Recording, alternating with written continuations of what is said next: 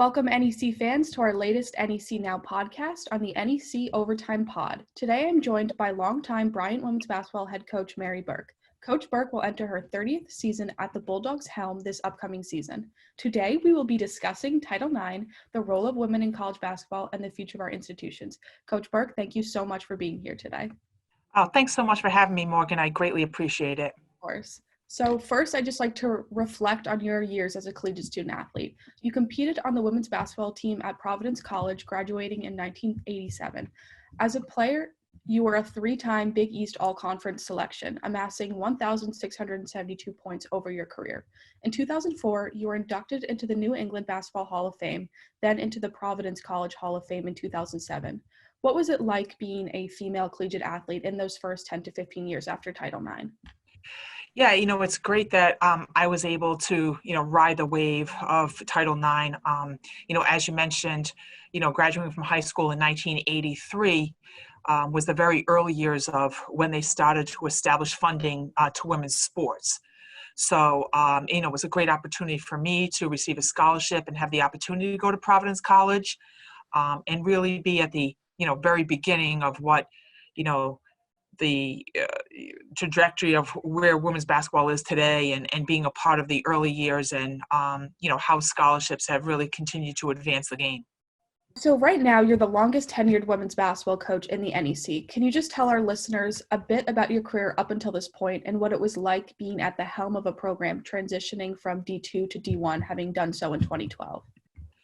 So, I've had the great fortune of being at Bryant, obviously, for 30 years as a head coach, but what most people don't understand as well is I was here for 4 years as an assistant. So when I graduated from Providence, I come up as assistant. I was part-time for 2 years and then became a full-time assistant for 2 as well.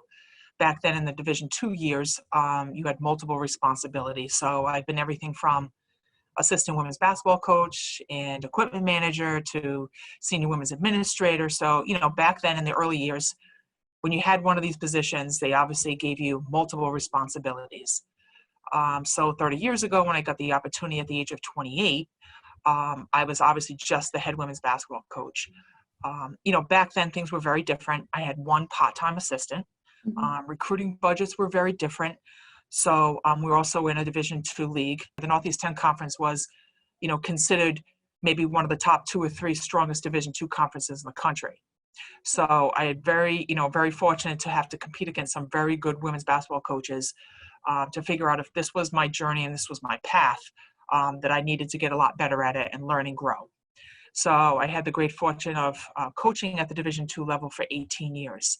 And through that time, we've been to numerous NCAA tournaments and successful seasons. And then our president, Ron Makeley, decided to move our program and the athletic department to the Division I level. Maybe unlike some of the other sports here at Bryant, we transitioned extremely well. We finished 6th in the league the first year. I had a first team all conference player. We did very well. And I think a lot of that can contribute to, competing in the Northeast 10 and the quality of coaches that I competed against for so many years. And so over the years, obviously, my responsibilities and or just the funding for the program has continued to grow. As I mentioned, I started with a part-time assistant. I now have full 4. I had a limited recruiting budget, and now, in 1 week in recruiting, I can be in 5 different cities in 1 week. So I've had the great fortune of, again, being in this position. And I think oftentimes in college athletics, loyalty is definitely not something that's a strong point. And so Brian has always kind of believed in me and the system and where we were going. And I've always had the great fortune of riding that wave.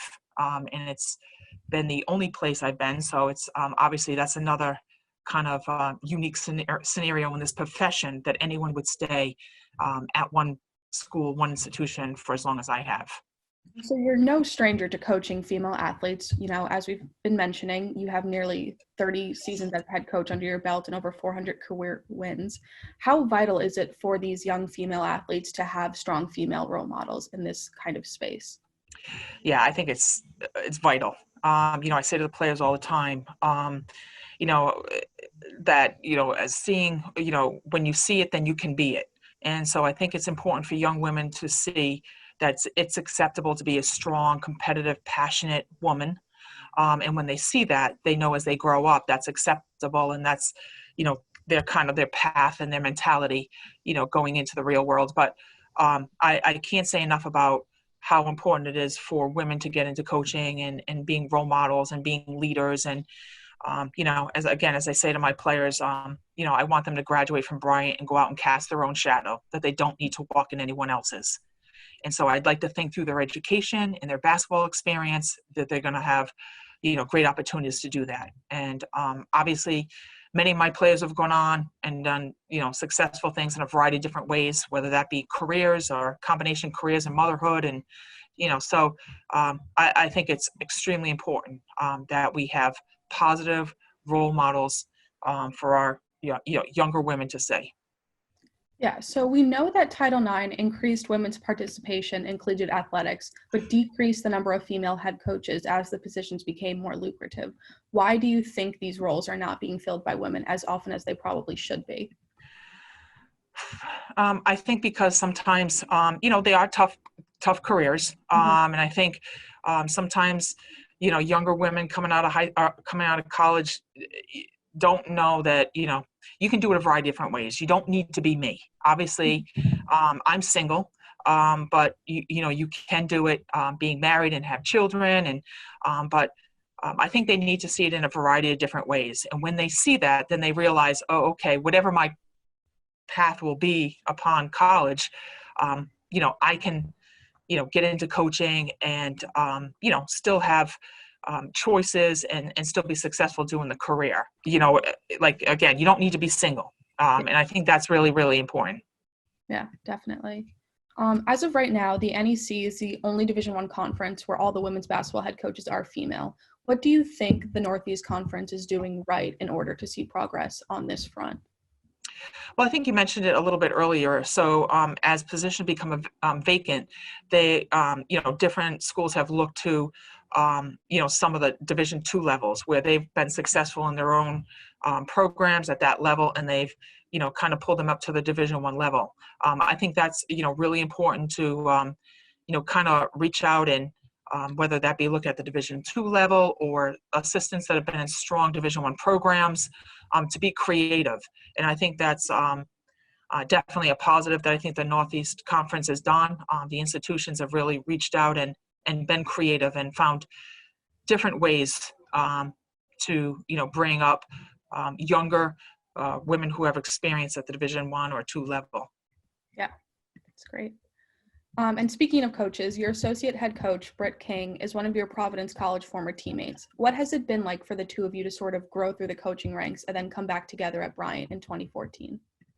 Well, I think it's been great. Obviously, we had a great relationship as teammates at Providence, and I have a lot of respect for who she is and where she's been. And, she had her own path on coaching at a variety of different levels, whether that be Division II or Division I. And it's been great to be able to come back and be able to continue to help, my players with her experience and her knowledge, but yet we both kind of understand where we've been. So we have a good foundation of, our own experiences and our relationship, but yet we've been able to kind of, put that out to, our players and continue to help them grow and get better. So, it's been unique that, we were teammates and we came back together, but it's definitely been a strength for my program, and really respect where she's been and her experiences, and that can add nothing but positivity to kind of the direction where we're going.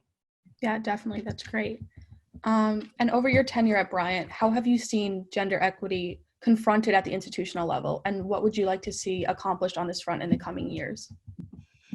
Well, I mean, I've had the great fortune at Bryant that, I've always been fully supported, whether that be through, our administration, from the president all the way down to our athletic director. So our program has always continued to grow and get better. And I've always had all the needs that were necessary for my program and for me to be successful. So obviously, as the women's game continues to grow, I'd really hope that, that support continues. And it's been one of the great strengths at Bryant. I've always had people and administrators who were super supportive of me and our program. And that's allowed me that longevity. And so I'm hoping as I go forward with my career that, that continues. That is a very, very vital and important ingredient to being successful. Yeah, definitely. It's just great to hear that you have been so supportive over the last 30 years. It's really, Yeah. really, And I can tell you it's unusual. yes. So, if you're looking in March and you see all the, the coaching carousel, it's an indication of, sometimes the lack of loyalty. And I've been very fortunate to have that loyalty from this university, and, very grateful to be a very small part of what we do here. Yes, definitely. It's very, very great to hear. And just by way of wrap up, do you have any additional kind of advice or words of encouragement? We've kind of touched on this a little bit earlier, but for young women looking to pursue careers in collegiate athletics, or even looking to just participate in NCAA sport themselves? Well, I guess, the last thing I would add is, this game has touched me in so many different ways. I mean, obviously it provided me a college education, and now it's provided me an opportunity for a career.